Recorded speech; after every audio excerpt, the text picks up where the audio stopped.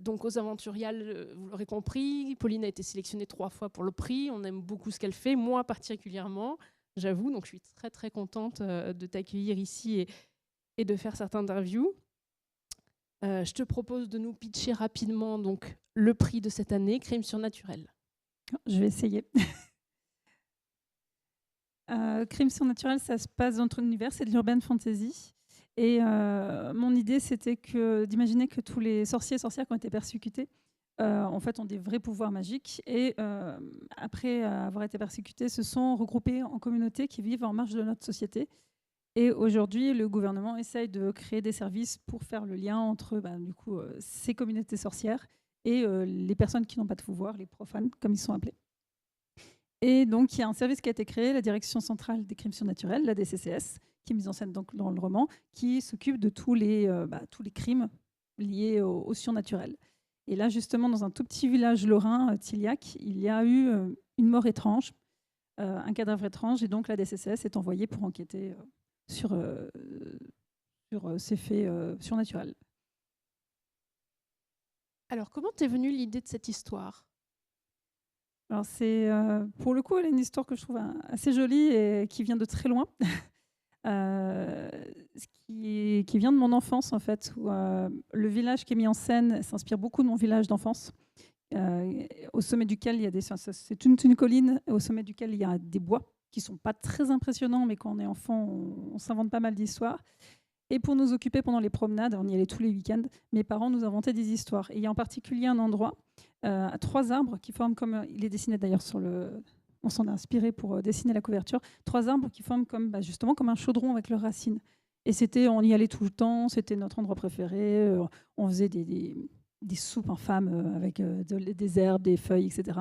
Et mon père a commencé à nous raconter, épisode par épisode, promenade par promenade, le conte du chaudron de la sorcière, en fait. Et on n'a jamais la fin parce que j'ai eu trop peur. Donc j'ai fait des cauchemars et ma mère a interdit de continuer l'histoire. Et beaucoup plus tard, ce conte est toujours resté en moi quelque part. Et beaucoup plus tard, quand j'ai rencontré Mathieu, donc l'éditeur du Chat Noir, qui m'a proposé d'écrire un roman fantastique, je me suis dit, je vais partir de quelque chose que je connais parce que je suis habituée à faire de la fantaisie. Moi, j'ai jamais écrit de la fantaisie. Le fantastique, c'était moins mon truc, en fait. Et je me suis dit, je vais partir de quelque chose que je connais, que je maîtrise bien. Et je vais revisiter cette histoire, en fait. J'ai réinventé l'histoire du village. Et puis, du coup, je suis partie de ce conte-là. D'accord. Donc, tes parents, du coup, qui avaient déjà une fibre à raconter des histoires. Ma mère est bibliothécaire et mon père travaille dans le théâtre, donc il y avait quand même... Effectivement.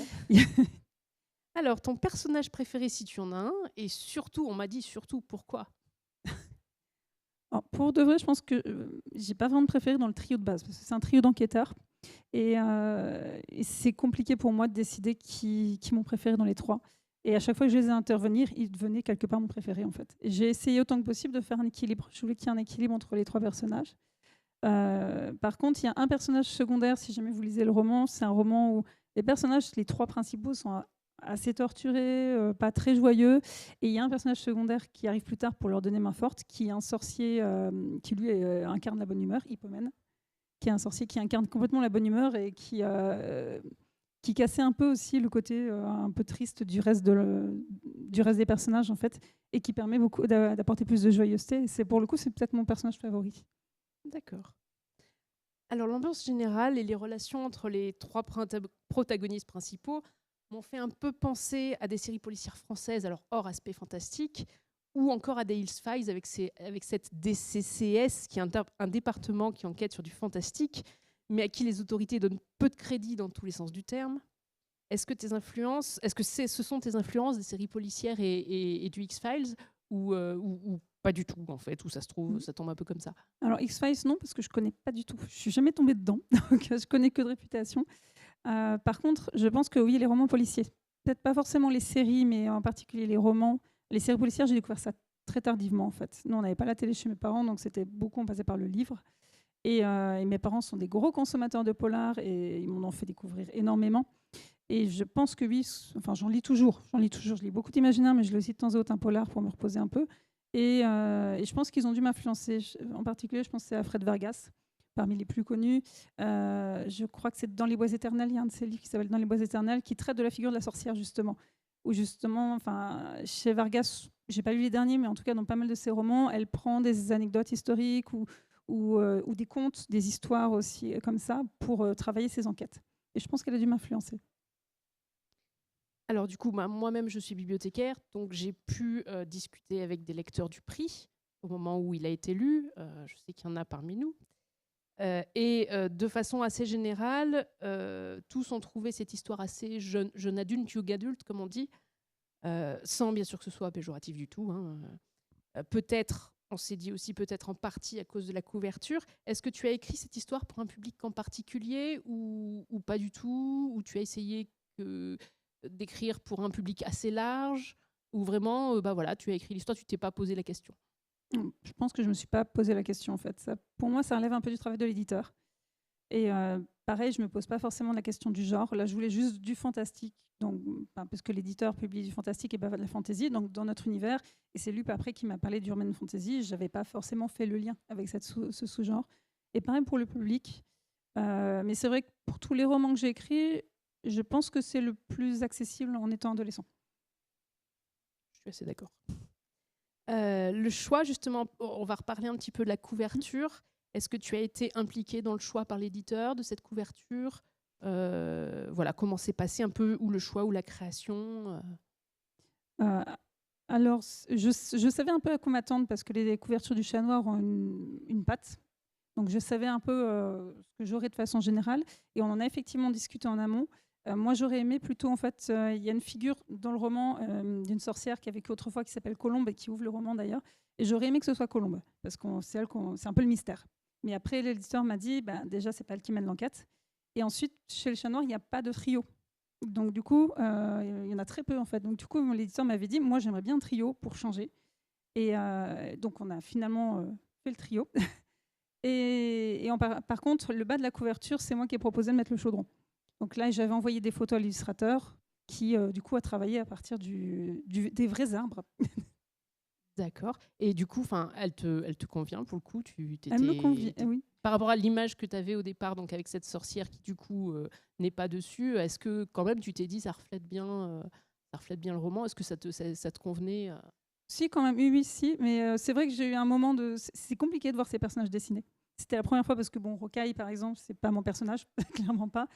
Et le dieu d'automne, on le voit, mais il est en tout petit, donc c'est moins dérangeant. Mais là, de voir mon trio dessiné, c'était pas évident, en fait, pour moi. Et je m'étais dit au début, ça va figer leurs images dans ma tête, alors que moi, je les imaginais pas comme ça, forcément. Et en fait, non, finalement, ça m'a moins dérangé que ce que j'attendais. D'accord. Chaudron de Bruyère est annoncé comme un tome 1. Alors, est-ce que la suite est prévue, écrite, en cours, ou pas forcément une suite d'autres histoires dans cet univers? C'est encore en discussion avec l'éditeur, mais j'ai doucement commencé à écrire un tome 2. A priori, si j'arrive à la fin, c'est plutôt ça. Parce que c'est la première fois que j'écris un tome 2. Et je stresse beaucoup à l'idée de ne pas rendre honneur au premier, de faire des erreurs, de faire des incohérences. Et du coup, c'est déjà pas mal de travail que je vais devoir faire là-dessus. Donc j'ai l'histoire, maintenant il faut que je l'écrive. Une nouvelle enquête, donc. Une nouvelle enquête, puis ce serait un tome 2. Mais c'est vrai qu'au début, on n'avait pas mis tome 1 écrit explicitement, mais on a mis quand même un titre de série parce que je n'avais pas encore, j'avais pas d'idée encore pour notre enquête, mais on avait déjà imaginé la possibilité. Tu as donc reçu le prix en 2022 pour Rocaille. Est-ce que tu te souviens à l'époque ton ressenti quand tu as eu le prix? Est-ce que ça a eu des impacts pour tes autres livres? Et ton ressenti maintenant avec ce deuxième prix? Beaucoup, beaucoup d'émotions. Si je m'en souviens très bien, il y a 2 ans, parce que Rocaille, c'est mon premier roman déjà, donc avoir un prix pour son premier roman, c'est doublement important. Et autrice et mon deuxième versant quelque part. Moi, je suis mère au foyer actuellement et l'activité d'autrice prend la place qu'elle peut, on va dire. Elle bouche les trous. Et ça m'a fait vraiment du bien d'être reconnue pour un travail que j'ai du mal à mettre en valeur, en fait. Et d'avoir aussi cette double casquette, du coup, qui était reconnue. Et pour le coup, oui, ça a été important, au moins pour moi, de recevoir le prix.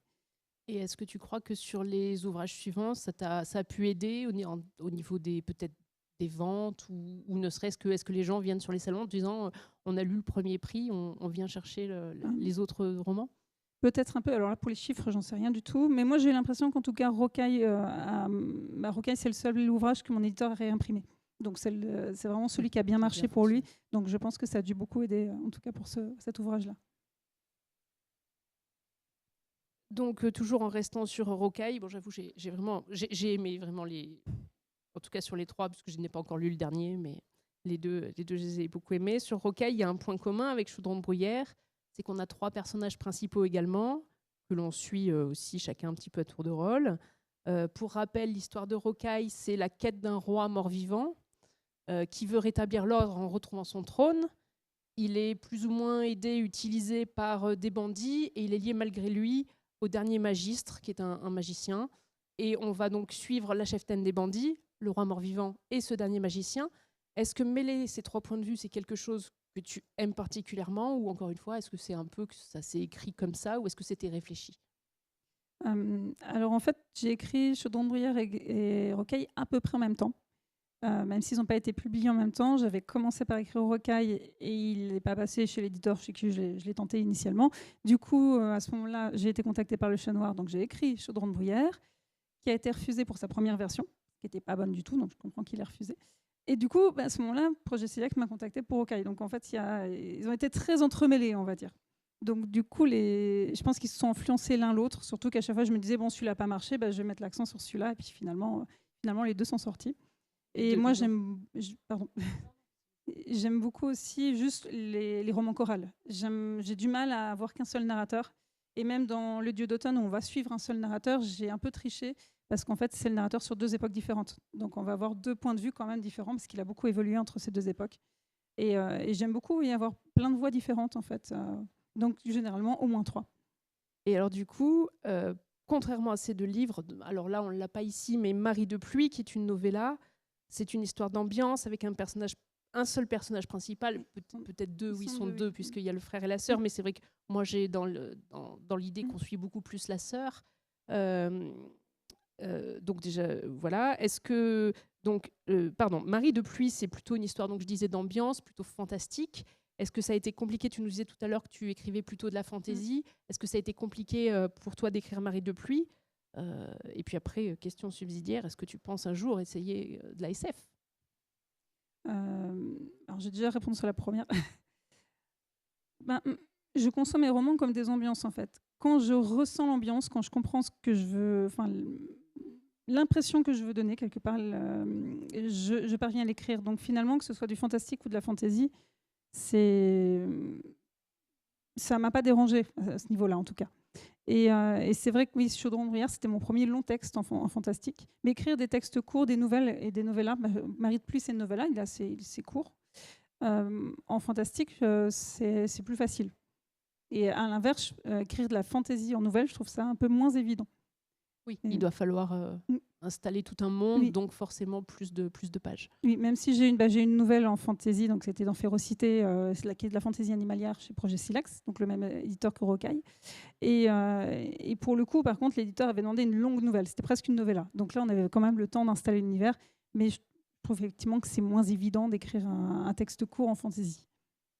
Et pour la science-fiction, je ne suis pas sûre. C'est un peu bête, mais je ne me sens pas du tout légitime d'en écrire parce que je ne connais rien en sciences de base, même si ça ne parle pas que de sciences. Et je ferai quand même un affect plus particulier pour la fantaisie. Donc, le prix Aventurial a eu tout au long des années des changements de règlement au fur et à mesure pour permettre notamment une diversité en termes d'éditeurs et d'auteurs, ce qui ne nous a pas empêché effectivement d'avoir des auteurs qui se représentent et qui soient sélectionnés. Du coup, suite à ces changements pour 2025, il ne sera pas possible que tu sois dans la sélection. D'ailleurs, la sélection va sortir prochainement. Voilà. Est-ce que ça te chagrine un peu ou est-ce que tu te dis, bon, j'aurai pas un autre prix, c'est bon, j'en ai eu 2? Je ne vais pas dire que ça me chagrine pas du tout, ouais, mais... mais oui, j'en ai eu 2. Déjà, c'est super. Et puis, l'essence du prix Aventurial, c'est aussi de faire découvrir des petites maisons d'édition, des auteurs qui ne sont pas mis en avant. Et je trouve important qu'il y ait de la diversité. C'est peut-être la base de votre prix, quelque part aussi. Oui, tout à fait. Donc pour rappeler dans le public, s'il y en a qui ne connaissent pas trop le prix, les membres de l'association Aventurial font une présélection. Nous cherchons des auteurs inconnus dans les petites maisons d'édition essentiellement, inconnus ou peu connus, avec bien sûr une qualité littéraire. Les éditeurs et les auteurs peuvent aussi nous proposer leurs ouvrages.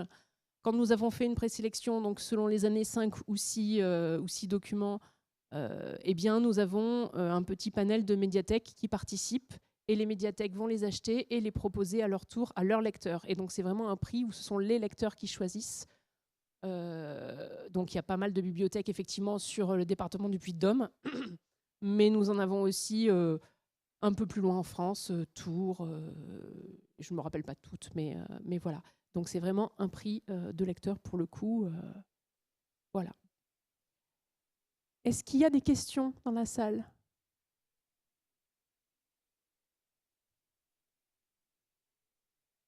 Bon.